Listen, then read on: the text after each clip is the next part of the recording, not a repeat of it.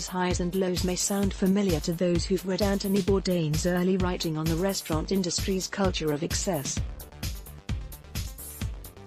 Most anyone who's worked in a restaurant, including Beardsley, can relate to wild binge drinking and drug-fueled escapades of Kitchen Confidential.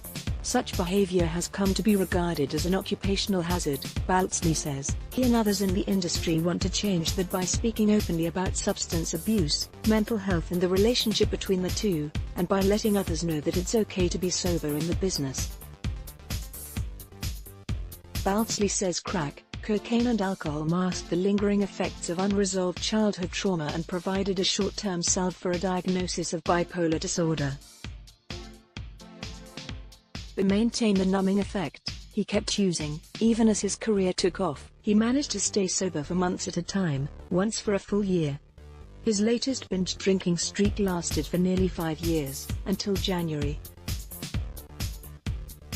He had a wife, an 18-month-old daughter and a restaurant slated to open in April on Cape Cod. Yet, at just 33 years old, his liver was failing, he says.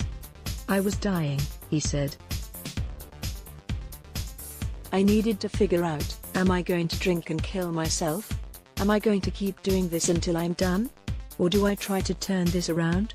Beardsley says that for him, substance abuse was a symptom of deeper emotional health issues, and restaurant workers who escape the cycle of addiction still face enormous pressure to satisfy customers, co-workers and supervisors.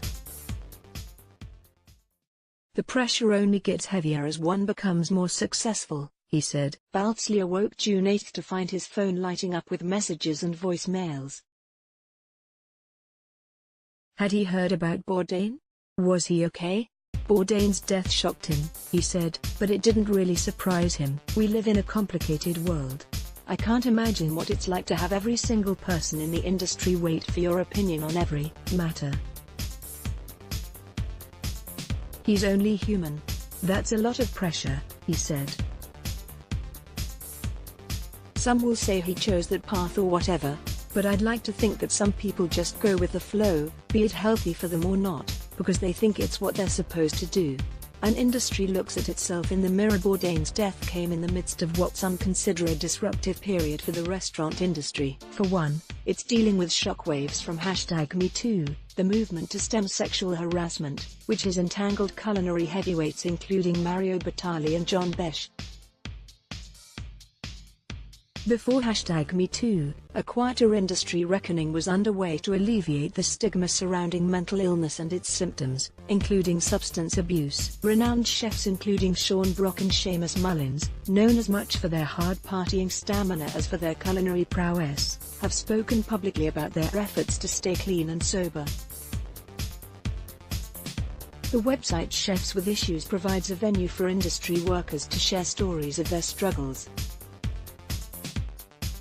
Its founder, Kat Kinsman, gives talks on the topic at industry gatherings and closed-door sessions across the country. "Chefs die all the time and no one talks about it," she wrote in Food and Wine after Bourdain's death. "There are a million reasons for this. But the thing is that it happens constantly and it's only spoken of in hushed tones so no one gets upset. Other people's feelings are awkward, and we as a culture are exceptionally crappy at talking about them." Kinsman noted that, in recent years, Bourdain had acknowledged and expressed regret for his role in fostering the meathead bro culture that valorized self-abuse and workaholism. He spoke precisely and passionately about the failings of the industry, his own included, and the culture at large, she wrote. "It's utterly terrifying, ripping open your chest to show the ugliest, darkest parts of yourself to someone who may not understand. But that is how the light gets in." Kinsman participated in sessions for industry workers at the Food and Wine Classic in Aspen and Atlanta Food and Wine Festival this month. When someone asked Atlanta participants to raise their hands if they or someone they knew in the industry had been affected by mental health or substance abuse issues, everyone had a hand in the air. "I felt like I was the only one. Such meetings are taking place with greater frequency across the country at industry gatherings and in casual meetings. In the Southeast, an organization called Ben's Friends is leading one of those efforts. It was formed by two industry veterans, each with more than a decade of sobriety, who say that now more than ever, their community is open to the conversation. It's time that we start talking about this and start offering to help. And if nothing else, providing a conversation that you can stay sober in the restaurant business. You're not doomed to a life of excess just because you want to be in hospitality, Ben's Friends co-founder Steve Palmer said in the lobby of Atlanta's Loews Hotel, headquarters of the Atlanta Food and Wine Festival. The night before, Palmer and Ben's Friends co-founder Scott Crawford hosted a chill space at the festival for the second year in a row. At 10 p.m., the festival's VIP lounge overlooking Midtown Atlanta turned into an alcohol-free space for festival talent only. The organization has hosted similar spaces at the Charleston Wine and Food Festival. The crowd in Atlanta was small this year, Palmer said. But he knows from experience that helping just one person goes a long way. Palmer, managing partner of Indigo Road Hospitality Group, attributes his success to his sobriety. Nearly 17 years ago, he kicked his addiction. Since then, he says, he felt like the lone dove even as his career took off. It took the death by suicide of a close friend and employee, Ben Murray, to compel him to act. Ben committing suicide was a moment for me to pause and really question some social norms that I had accepted about our business, like this is just the way it is. Everybody does drugs, everybody parties, Palmer said. Crawford, owner of Crawford & Sons in Raleigh, North Carolina, came down for one night to host the chill space with Palmer. He was grateful for the venue. In 14 years of sobriety, Crawford said, he has also felt like an outsider in his community at various points, like when he attended festivals such as this one. I became introverted at these things, which was the opposite of what I wanted to be, he said. This lobby at night becomes a who's who of the Southeast, but there was always a time when I had to get out of there because I was on a different level from everyone else. Through Ben's Friends, he and Palmer say, they've discovered a community they didn't know existed. When I got sober, I got healthy. I got much better at what I was doing.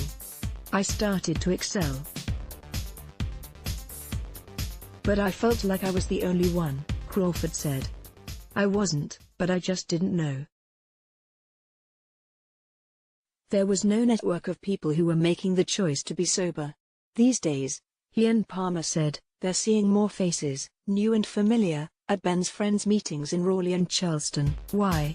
The opioid epidemic is killing people faster at a time when food and hospitality are becoming more central to American life, Palmer said. The industry is more open to the conversation.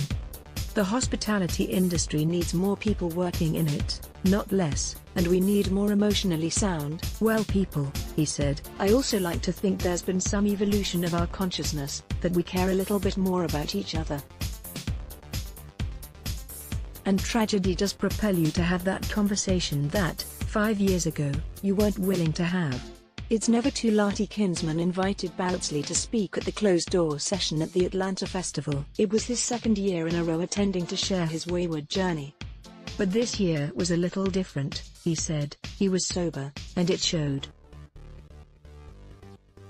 It took 21 days of isolation in a cabin in Maine to reorient himself, he said. He confronted some of the trauma that was holding him back.